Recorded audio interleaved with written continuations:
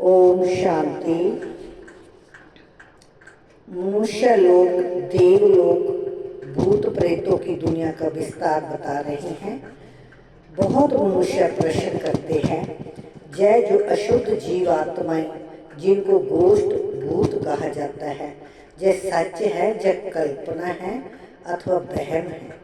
उस पर आज स्पष्ट समझाया जाता है कि मनुष्य आत्मा जब विकर्म करती है तो उनको अनेक प्रकार से सजाएं भोगनी अवश्य पड़ती है, और भोगनी भी मनुष्य जन्म में है, ना कि जानवर, पंक्षी और पशु जोनी में नहीं। दुख सुख भोगने की महसूसता मनुष्य में जाती है, ना कि जानवरों में। इस सृष्टि खेल में मुख्य पार्ट मनुष्य का है। जय जानवर, पक्षी आदि तो जैसे सृष्टि ड्रामा की शोभा है। सारे कल्प के अंदर सतयुग आदि से कलयुग के अंत तक मनुष्य आत्माओं के 84 जन्म हैं। बाकी जो 84 लाख तो जानवर, पंक्षी आदि की वैरायटी हो सकती है। अब जय सब राज परमात्मा बिगर कोई नहीं समझा सकता। आत्माओं का निवास स्थान है ब्रह्म तत्व अर्थात निराकारी दुनिया। बाकी इन जानवरों की आत्माएं ब्रह्म तत्व में नहीं जा सकती। वह इस आकाश तत्व के अंदर ही पार्ट बजाती है। उनों का भी मर्ज इमर्ज का और सतो रजो तमो में आने का पार्ट होता है।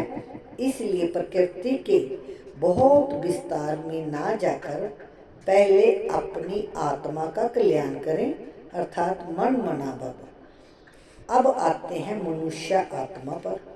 तो जो आत्माएं अशुद्ध कर्म करने से विकर्म बनाती हैं, वो अपने अशुद्ध संस्कार अनुसार जन्म मरण के चक्कर में आए आदि मध्य अंत अर्थात मरने के समय अपने किए हुए विकर्मों का साक्षात्कार पाकर सूक्ष्म में सजा भोगती है।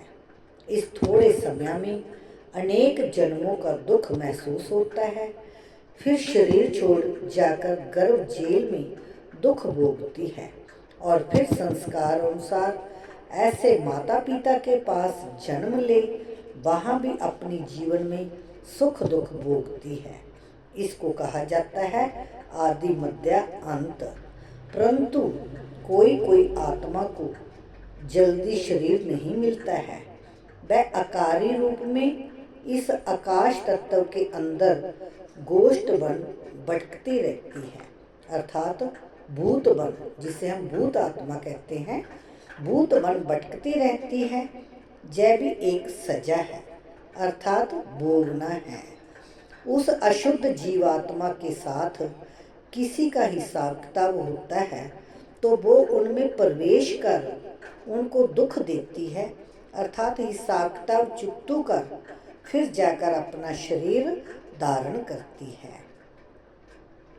कोई जीवात्मा तो जिसमें प्रवेश करती है उनको बहुत मारती भी है, बहुत कष्ट देती है।